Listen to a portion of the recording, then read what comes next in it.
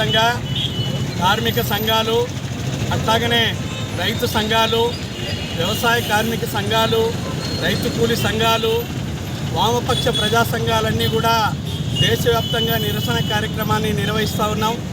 ఈ నిరసన కార్యక్రమంలో ప్రధానంగా కేంద్రంలో అధికారంలో ఉన్నటువంటి బీజేపీ ప్రభుత్వం దుర్మార్గమైనటువంటి 4 లేబర్ కోడ్లను తీసుకొచ్చింది.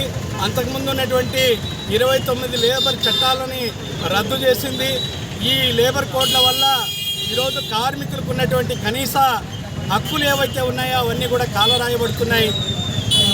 ఒక సంఘం పెట్టుకునేటువంటి హక్కు కానీ, మరి పని నుంచి తొలగిస్తే మళ్ళీ పనిలోకి తీసుకునేటువంటి ఉద్యోగ భద్రత కానీ, లేదా పని నుంచి తొలగించినటువంటి కార్మికుడు లేదా ఉద్యోగస్తుడు తనకు నష్టపరిహారం అడిగేటువంటి హక్కు కానీ, అట్లాగే సమ్మె చేసేటువంటి హక్కు కానీ, ఇట్లాంటి ప్రధానమైనటువంటి హక్కులన్నింటినీ కూడా ఈ 4 లేబర్ కోడ్లు రద్దు చేస్తాయి. కాబట్టి ఈ 4 లేబర్ కోడ్లు కేవలం ఈ దేశంలో ఉన్నటువంటి పెట్టుబడిదారులకి కాళ్లకు అడుగులకు మడుగులు వచ్చేదానికే ఉపయోగపడుతున్నాయి తప్ప ఇవి మరి ఈ దేశంలో ఉన్నటువంటి కార్మికుల్ని హక్కుల్ని కాలు రాసేటువంటి హక్కులు. కాబట్టి ఈ 4 లేబర్ కోడ్లు రద్దు చేయమంటున్నాం.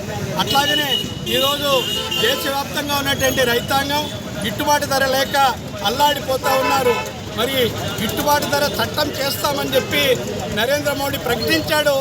గతంలో 14 నెలలు రైతులు ఏదైతే ఢిల్లీ దగ్గర కార్యక్రమం చేశాడో అందులో ప్రకటించారు. మరి దాన్ని అమలు చేయకుండా ఈరోజు గిట్టుబాటు ధర లేనందువల్ల రైతులు ఆత్మహత్య చేసుకుంటున్నారు. రైతులకు గిట్టుబాటు ధర ఇవ్వాలని చెప్పి ఈ సందర్భంగా కూడా డిమాండ్ చేస్తూ ఉన్నాం.